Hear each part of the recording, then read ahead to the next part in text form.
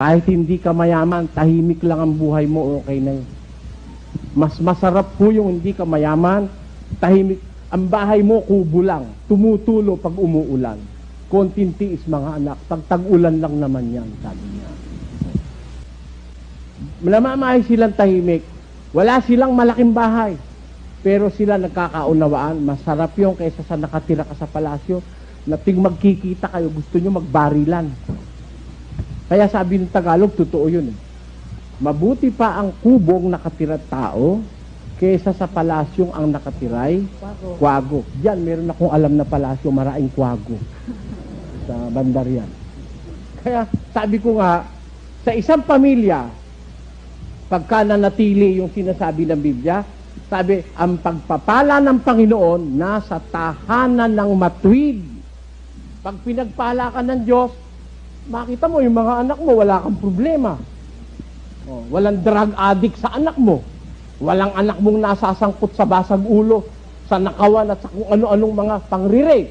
Wala. Yung pagpapala ng Diyos, kahit mahirap ka lang sa buhay, tahimik kang namumuhay. Ang anak mo, hindi mo problema. Ang misis mo, hindi mo problema. Hindi ka naman problema ng misis mo. Hindi ka naman problema ng mga anak mo. Walang lasenggo sa inyo. Hindi pa pagkaganda-gandang buhay nun. Kahit na ang pera mo, si mabini lang, okay na.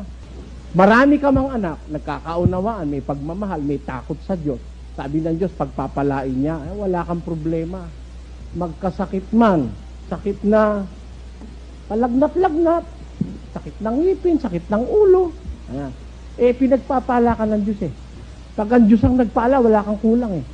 Maaaring kulang ka sa pera, kulang ka sa karangalan, wala kang pinag-aralan. Pero, ang kaluluwa mo may contentment. Meron kang kasiyahan. Yan ho ang halaga ng isang sambahayang natuto ng salita ng Diyos.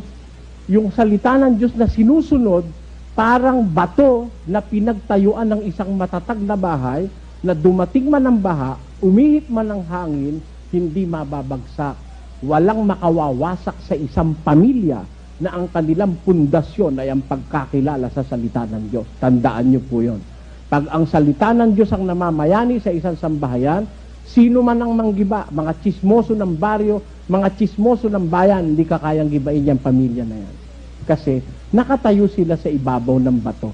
Yung bato, yun ang salita ng Diyos.